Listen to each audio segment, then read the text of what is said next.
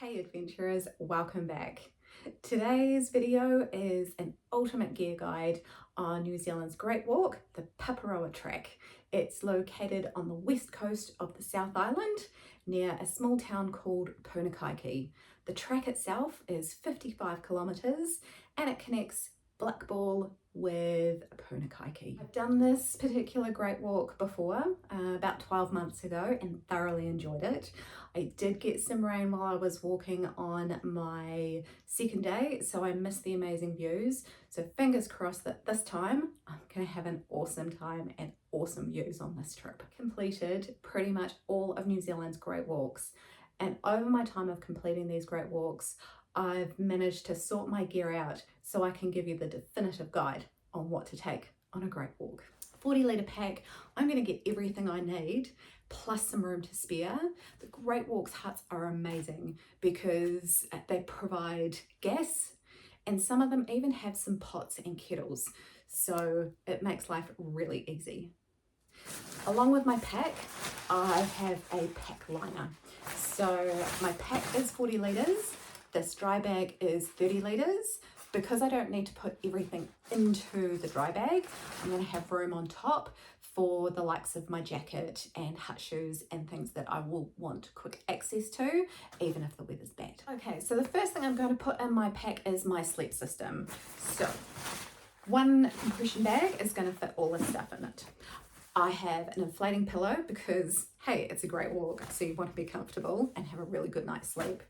I have a sleeping bag liner because it keeps the inside of my sleeping bag clean, but also the huts are really well insulated and quite warm, and when they're full of people, you don't necessarily get really cold. So if I'm too warm in my sleeping bag, I can undo the zip and I've still got the liner that I can have over me. Okay, next in my pack is my hut clothes.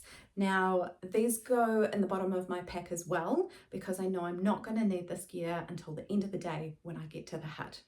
So my hut clothes, again, all go into a dry bag, a compression bag. So I've got some pants. I have long sleeve merino top. I have underwear and I have a spare pair of socks. Now my spare pair of socks, I can also walk in these socks. So if my day-to-day socks get wet and I really feel like putting on a dry pair of socks, I can. But I also know that these huts have fires in them, so my socks will dry overnight. And a puffer jacket, just as an extra layer in case at night you're going to go out to the long drop or go outside and check out the views and the sky and the stars and that sort of thing. So it's nice to have an extra layer to put on. And on the subject of clothes, something that I like to keep handy at the top of my pack for easy access is a warm hat and some warm gloves and a dry bag. Next up is food and cooking. So most of the Great Walks huts have gas provided, and some even have pots, pans and kettles that you can use for cooking or boiling water. Me personally, I like to take my jet boil simply because all I need is hot water, and sometimes I just can't be bothered waiting for large groups to get through using the cookers or the pots or the pans, so it's nice and handy to have that. I have a mug for my hot drinks and I have a food container. Put my food in, add hot water and leave it to soak for about 20 minutes.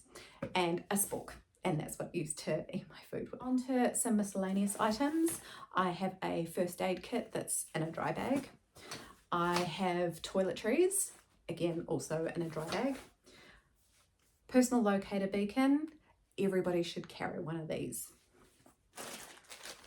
Spare batteries for my headlight lamp, a lighter in case the ignition switch on my jet boil fails, spare pair of laces and a wee sewing kit. Sunblock, absolutely necessary.